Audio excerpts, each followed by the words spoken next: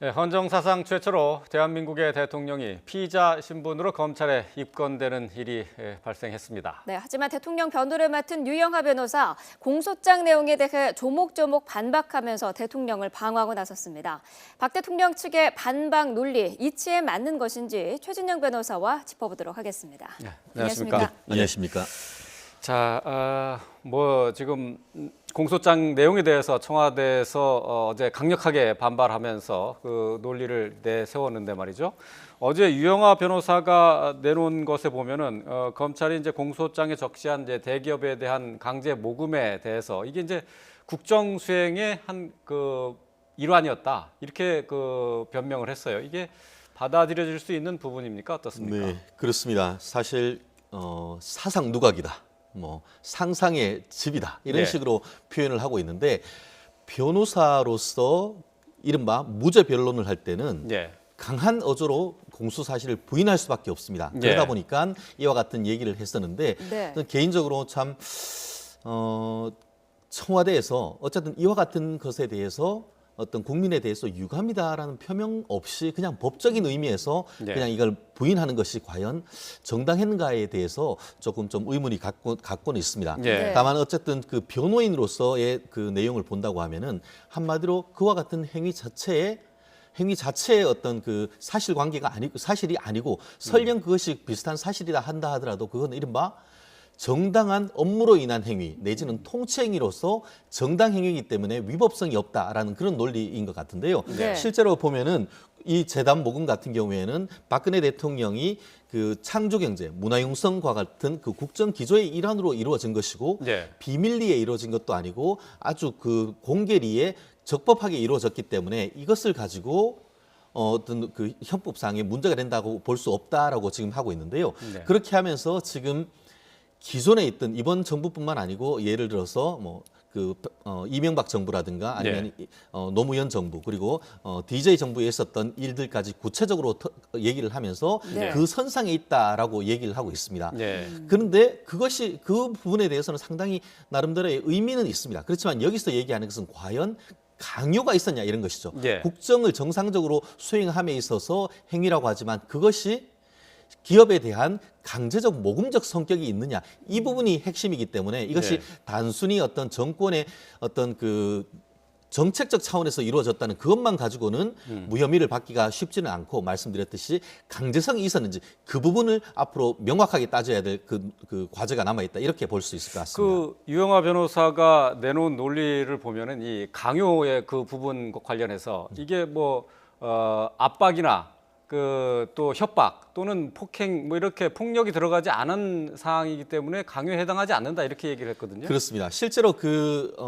유영하 변호사의 논리는 뭐냐면은 특히 이제 그 기업에 대해서 이제 창조경제센터 같은 것들을 하면서 문화융성을 위해서 이게 세계 한류 같은 것들을 널리 펼치면은 기업이 해외로 나가기도 훨씬 쉽기 때문에 협조해 달라. 네. 그런 차원에서 어떤 그 정권의 요청이 있는 것에 대해서 본인들이 자발적으로 해왔다. 지금 얘기를 하는데 공소사실 같은 경우에는 결국 정권에 밑보일 경우에는 여러 가지 불이익이 있기 때문에 정권의 요구를 거절하지 못하고 두려운 나머지 돈을 줬다. 지금 얘기를 하고 있기 때문에 결국 그와 같은 어떤 반박을 했을 경우에는 결국 검찰에서 지금 조사를 받았던 대기업 오너들이 네. 결국은 법정에 나가가지고 증언을 해야 될 가능성이 상당히 높습니다. 결국 네. 앞으로 이 재판 진행 과정에서 의사 결정을 했던 기업인들이 나와서 어떤 증언을 하는지가 유무죄를 가릴 수 있는 아주 관건적인 어떤 그 재판 진행이 되지 않을까. 예. 결국 그렇게 지금 되어 있는 상황인 것 같습니다. 그때 이제 네. 상황을 좀 생각을 해보면은 대통령이 이제 기업인들과 독대를 했단 말이죠. 근데 이러이러한 재단이 있으니까 출연을 좀 해주십시오라고 얘기했을 때 이게 협박으로 비춰질 수 있는 것 아닐까 싶은데. 그렇습니다. 실질적으로 본인들은 박근혜 대통령 내지는 그 청와대 입장에서는 정당한 요구라고 할지 모르지만 실제로 기업으로서는 여러 가지 애로 상황이 있었고 경제 상황이 어렵고 여력이 없는 상황 속에서도 어떻게든 돈을 만들어서 했다라고 한다고 하면은 결국 요청 자체에 대해서는 정당할지 모르지만 네. 받는 입장에서 봤을 때는 그것이 강요로 느껴질 수 있을 경우에는 지금 법원 판결에 의할 때도 그것이 사실상 강제로 느껴질 수 있는 경우에는 이 강요죄가 인정될 수 있다는 네. 취지의 판례가 있기 때문에 예. 네. 그러한 점에서 말씀드렸듯이 사실관계를 밝힌다는 점에서 지금 그 뭐 각종 그 대표이사라든가 이런 분들이 법정에서 선서하고 진행했을 때 증언 내용이 유무죄를 가질 수 있는 아주 관건적 증인이 될 가능성이 높습니다. 예. 네. 자, 그리고 최순실 씨가 재단을 사유화한 부분에 대해서 그 주무부처의 감독을 받는 기관이기 때문에 그게 사실상 불가능하다라는 반박을 또 냈거든요. 네, 그렇습니다. 이 부분은 어떤가요? 사실 그 유영아 변호사의 논리는 그건 것 같습니다.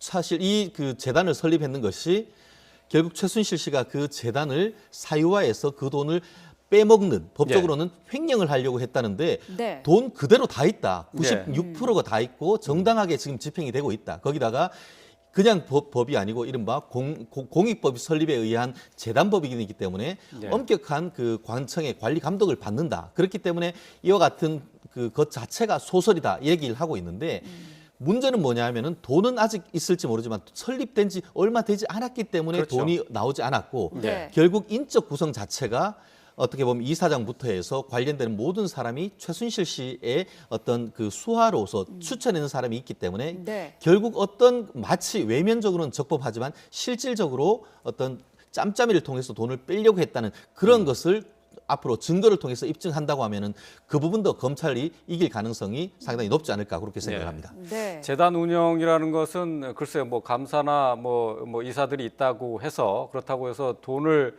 빼먹지 못한다고 이렇게 얘기를 할 수는 없잖아요. 그렇죠. 말 그대로 적법을 가장한 위법이 있을 수 예. 있는 그런 것이기 때문에 절차를 거쳤지 모르지만 실제로 예를 들어서 어떤 그 용역을 줌에 있어가지고 능력 있는데 주지 않고 다른 어떤 근거를 들어서 네. 정말 그 껍데기밖에 없는 그런 회사를 같은 경우에 줄 수 있는데 실제로 최순실 씨가 지금 사기 미수로 기소가 됐습니다. 그것이 네. 바로 더 블루케이라는 회사가 실제로 용역을 받을 의사나 능력도 없으면서 그와 같은 그 K스포츠 재단에 용역을 할 수 있는 것처럼 해서 그렇죠. 한 7억 원을 받아내려다가 실패했다는 그런 것 또한 예. 검찰이 이와 같이 기소했는 근거 중에 하나라고 이렇게 해석이 되는 대목입니다. 예. 네. 자, 그리고 박 대통령이 그 정우성 전 비서관에서 지시를 해서 최순실 씨에게 공무상 비밀을 누설한 혐의도 있지 않습니까? 네네. 여기에 대해서 그 연설문 이외의 문건들은 대통령 지시로 뭐 누설한 것이 아닐 뿐더러 만약에 있다고 하더라도 이게 직무의 일환이다, 정당한 행위다라고 볼 수 있다라는 주장이 있는데 이거는 가능한 건가요? 결국 이 부분 같은 경우에도 법원 판례 같은 경우에 공무상 비밀 누설죄를 상당 부분 이렇게 축소해서 해석하다 보니까 이와 같은 반박이 이런 가능할 수도 있는데요. 네. 네. 아시다시피 그 대통령도 이제 이거를 그 사과를 하면서 어떤 여론 수렴 차원에서 했는 것이고 아직 완성본이 아니기 때문에 결국은 최종적으로 하는 과정에서 했다는 점에서 이것이 직무로 인한 정당 행위다라고 네. 얘기를 하고 있는데 네. 이 부분 같은 경우에는 일흥의 어떤 그런 박근혜 대통령의 어떤 그 나름대로의 논리가 맞을 가능성은 없지는 않습니다. 그렇지만 지금 기소했는 걸 보면은 100개 넘는 180개 정도 되는 어떤 문서가 유출됐고 그중에 예. 47개, 40여 개 정도 되는 것은 명백히 공무상 비밀 정도가 된다라고 해서 이번 33장의 공소장이 나와 있지만 별지에 붙어 있는 것은 지금 공개조차 하지 않고 있습니다. 왜냐하면 네. 그 자체로서 공무상 비밀이 되기 때문에라고 네. 하는데 결국 앞으로의 용건 그 관건은 뭐냐면은 과연 지금 객관적으로 봤어도 비밀로 보여질 수 있는 부분에 대한 외부로 유출에 대해서 대통령이 지시를 하거나 묵인 방조를 했는지 그 부분이 오히려 어떤 앞으로의 논란의 어떤 핵심이 될 가능성이 높지 않을까 저는 그렇게 조심스럽게 예측할 수 있을 것 같습니다. 네.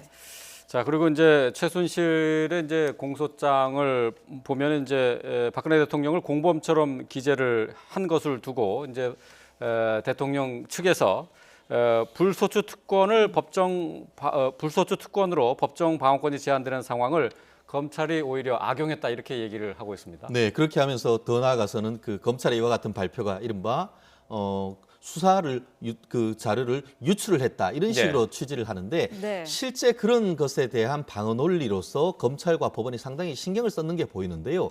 실제로 어제 같은 경우에는 실제로는 그 안종범 전 수석하고 최순실 씨에 대한 얘기를 주로 하고 공소장을 발표했는 것은 검찰이 아니고 법원에서 접수를 한 다음에 법원이 언론에 반포를 했기 때문에 예. 법원으로서는 어떤 그 피의사실 공포죄의 주체가 아니다 보니까 네. 그러한 점은 사실은 큰 문제는 없는 것 같은데 아.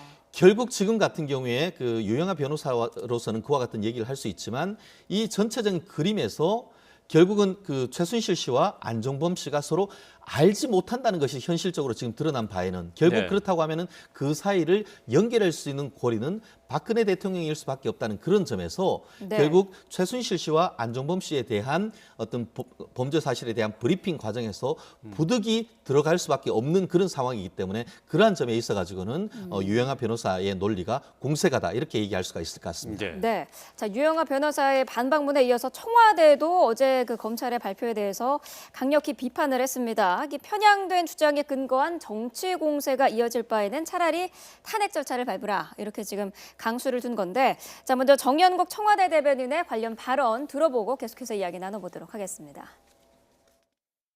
심히 유감스럽다는 말씀을 드립니다. 객관적인 증거는 무시한 채 상상과 추측을 거듭해서 지은 사상 누각일 뿐입니다. 차라리 헌법상, 법률상 대통령의 책임 유무를 명확하게 가릴 수 있는 합법적 절차에 따라 하루빨리 이 논란이 매듭되어지기를 바랍니다. 예, 들으신 것처럼 정치 공세는 하지 말고 법의 테두리 안에서 문제를 해결하자 이제 이렇게 얘기를 한 건데 결국은 뭐 탄핵으로 가자 뭐 이렇게 얘기한 것으로 해석될 수밖에 없는 거죠. 네, 그렇습니다. 그 헌법상, 법률상 절차에 따라서 해결하자라는 것은 헌법상 절차란 것은 한마디로 말씀하신 것들은 본인 대통령의 거취와 관련된 탄핵 절차를 의미할 것이고 예. 법률적 절차란 것은 제가 보기에는 검찰이 정치화되고 불공정하기 때문에 공정한 특검을 통해서 얘기를 하자라는 그런 이른바 사실 실체적 진실을 가지는 투트랙으로 가자라는 얘기로 들리는 것 같은데요. 네. 네. 이 말 자체에서 탄핵이란 말은 없습니다만 현실적으로 야권이 대통령의 거취, 특히 하야에 대한 얘기를 함에 대해서 하야는 있을 수 없다라는 것을 사실상 밝히고 네. 앞으로 헌법적 테두리 내에서 절차를 이행하라라는 것이고 네. 결국은 야권에 대해서 탄핵 절차로 나를 이끌어 가라라는 선언을 했는 거나 마찬가지라고 얘기를 할 수 있는데요. 또 하나 흥미로운 것이 말씀하신 대로 검찰이 정치적인 결정을 했다라고 하면서 공정한 특검으로 가자라고 했습니다. 네. 네. 결국 이거에 따를 때 앞으로 제 추측에는 특검 절차에 대해서도 공정성에 대해서 그 청와대 같은 경우에는 계속 의문을 제기할 가능성이 있습니다. 네. 그 중립적인 특검이다라고 그렇습니다. 하는 말이 그렇기 그거죠. 때문에 예. 이 말은 야권에 대해서도 앞으로 특검을 추천할 때 가급적 중립적 인사로 해달라라는 메시지를 던졌다라고 얘기를 할 수가 있고 예. 실제 앞으로 특검법 자체에 대해서도 심지어 어떤 절차 자체가 기존의 형사 절차와 좀 많이 어긋날 경우에는 그것이 그 특검법 자체가 위헌이다라고 해서 이 특검 자체를 조금 더 연장시키려고 하는 그런 가능성도 읽을 수가 있는 대목이라고 볼 수 있을 것 같습니다. 네. 네. 자, 이런 가운데 지금 청와대가 언론의 여러 가지 의혹 보도 가운데 일부를 적극적으로 반발하는 코너를 지금 인터넷 홈페이지에 신설을 했습니다. 적극적으로 대응하고 있는 모습인데 왜 이런 코너를 그동안 가만히 있다가 갑자기 이렇게 신설을 해서 조목조목 반박을 하고 있는 걸까요? 그렇습니다. 그 지난주 같은 경우에 그 12월 12일 이제 촛불 집회가 있은 다음에는 여러 가지 이제 대국민 사과도 있고 했습니다만 네. 결국 그 이후에 여론의 흐름을 보면서 보수 세력이 조금 더 집결하는 그런 것을 보면서 결국 그 본인이 국정에 책임감을 가지고 국정 혼란을 수습하겠다 이런 어떤 국정 기조 하에서 예. 결국 소설과 사실이 혼재되어 있는 상태에서 예. 결국은 실체 관계는 검찰이나 어떤 헌재를 가해서 가리겠지만 네. 어떤 악의적인 청와대 판단하기에 악의적인 어떤 사실과 아닌 부분에 대해서는 강경한 대응하겠다라는 점에서 지금 저도 홈페이지 들어가 봤습니다만 예. 네. 그렇게 해서 지난번 그 2년 전에 있었던 세월호 사건 같은 경우에 정말 타임라인을 아주 시분까지 해서 했었는데 네. 만시지탄이다 이런 느낌인 것이죠. 조금 더 예. 일찍 이렇게 했으면 이 지경은 아니었을 텐데 하는데 네. 어쨌든 그렇다 하더라도 국민의 알 권리를 차원에서는 할 수는 있겠습니다만 결국 본인이 당당하다라고만 얘기할 것이 아니고 결국 본인들이 이 부분에 대해서 청와대 또한 국민에게 유감을 표명할 수 있는 그런 것도 좀 필요한 시점이 아닐까 생각을 합니다. 네. 네. 최 변호사께서 말씀하신 그 세월호 7시간, 그것도 이제 거기에 그 나와 있는 내용 아니겠습니까? 네, 그렇습니다. 그 뭐 말씀하신 것처럼 그 타임라인으로 해가지고 그 시시각각으로 어떻게 상황이 변했는지 이것을 이제 하나씩 보여줬는데 결국은 결론은 이게 그 이렇게 세월호 참사가 일어나서 이렇게 청와대가 우왕좌왕했었던 것은 결국은 뭐 언론의 잘못이 있었기 때문이다 이런 식으로 결론을 내리고 있어요. 결론적으로 내 탓이요가 아니고 언론 탓이요라고 해서 이제 공을 언론 쪽으로 던졌는데 그 부분에 대해서도 그 오늘 그 당시에 있었던 청와대 상황실과 해경 사이의 대화 내용을 보면은 네. 10시 반쯤 이미 그와 같이 거의 침몰해가는 상황을 알고 있었다고 하면은 결국은 오보를 정정해주는 적극적인 어떤 역할을 했었어야 되는데 네. 수동적으로 언론의 내용만 받아서 그것이 결국 언론의 역할이다, 언론의 책임이라고 했는 것에 대해서는 어떤 비판의 여지가 상당히 이제 큰 점이 화면으로 있습니다. 저희가 이제 그 녹취록을 보여드리고 있는데 이게 이제 그 세월호 사고 당일 10시 52분의 그 녹취록입니다. 그러니까 지금 BH로 나와 있는 것은 이제 청와대를 뜻하는 건데 저 해경청에서 얘기한 것을 이제 저 맨 밑에 있는 것을 보면은 뭐 그 상황을 분명하게 알 수 있겠는데 네. 학생들이 이제 선실에 있어서 못 나오고 있다 이렇게 얘기를 했거든요. 네, 그렇습니다. 결국은 그 당시에 이미 물론 상황을 객관적으로 이게 세월호가 얼마나 큰지 뭐 사실 작은 배 정도라고 하면 나올 수 있을 정도라고 생각했을지는 모르지만 그런 부분에 대해서도 국가적 위기적 재난에 대해서 청와대가 이른바 컨트롤 타워를 못했다는 그런 점에 대한 비판은 변론으로 그냥 이거를 언론의 탓으로 한다는 것에 저건 대해서는 뭐 10시 52분에 저 대화 녹취록 보면 이미 파악을 얼마든지 할 수 있었던 상황인데 그렇습니다. 말이죠. 저희가 이제 그 세월호에 이제 탑승객들이 전원 구조됐다고 그 하는 그 언론 보도는 11시 이후에 나왔거든요. 네. 그러니까 10시 52분에 청와대에서 저렇게 직접 통화를 하고도 그 사실관계를 파악하지 못했다. 이제 이게 오히려 더 팩트가 아닌가요? 말씀하신 대로 언론이 오보한 것은 마땅히 그것에 대해서 그 오보에 대한 책임을 져야 됩니다. 그렇지만 그렇다고 해서 그것이 청와대의 책임을 면제시켜주는 건 아니라는 것이죠. 결국 청와대 국정의 컨트롤 타워로서 그 부분에 대해서 상황을 파악하는 노력이 있었어야 되는데 과연 7시간 동안 그와 같은 노력을 했는지 보고를 받았지만 어떤 지시를 내렸고 그것을 통해서 어떤 식으로 상황을 수습하려고 하는 노력을 했는지 그 부분에 대해서 국민들이 속 시원한 답변을 못 들었다고 있다는 점이 지금 네. 이 사건의 핵심이라고 그렇게 보입니다. 네. 그 7시간과 관련해서 그 대통령이 참사 당일에 관저 집무실을 이용했다라고 해명을 하지 않았습니까? 네네. 그런데 여기에 대해서 그 문재인 전 대표가 페이스북을 통해서요, 이 관저 집무실을 이용을 했다는 건 출근하지 않았다는 얘기다라고 밝혔어요. 근데 그 부분에 대해서는 좀 정치인들에 따라서 논란이 있을 수 있습니다. 실제로 이제 김대중 대통령 같은 경우에도 연세가 많고 또 와병도 있었기 때문에 실제로 집무실이 아닌 이 본인이 어떤 관저에서 집무를 했는 케이스가 있고 실제로 김기춘 전 비서실장도 얘기했듯이 대통령이 있는 곳이 집무실이라는 그런 취지도 사실은 맞기 때문에 단순히 그 관저에서 했다는 것만 가지고 출근을 안 했다라고 보기는 어렵고 실제로 평소 때도 집무실까지 오지 않고 관저에 있는 집무실에서 많이 활동을 했고 그거는 노무현 정부 때도 그와 같은 일이 있었다라고 지금 언론 보도에 나온다는 점에서 이런 점은 어떤 본인이 비서실장으로 있었으면서 했던 그와 같은 경험에 비추어서 말씀할 수 있는 비판의 여지는 있습니다만 네. 전체적인 여러 대통령의 성향에 따라 다를 수 있는 점은 있다. 다만 대통령 우리 국민의 입장에서는 당연히 침소가 있는 곳이 아니고 정말 그 직무실에 가서 업무를 보기를 바라는 것이고 그랬을 때 이것이 정상적인 권위가 서는 것이 아니냐 하는 그런 의문은 충분히 제기할 수 있는 부분이 아닌가 생각합니다. 네. 뭐 이번 논란 때문에 그 청와대 집무실이 세 곳으로 이렇게 나눠져 있다는 것도 이제 국민들이 새로 알게 된 건데요. 무엇보다도 이제 검찰의 중간 수사 결과 발표를 통해서 국민들은 명확하게 보이는데 청와대에서는 또 법적인 논리를 들고 나와서 무죄 또는 그 사상 누각이다 이렇게 주장을 하고 있습니다. 자, 앞으로도 더 시간이 걸려서 또 논란은 계속될 것 같은데 국민들이 법 공부를 더 해야 되는 것 아닐까 좀 이런 자괴감이 좀 들기는 합니다. 네. 자, 오늘 말씀 잘 들었습니다. 고맙습니다. 고맙습니다.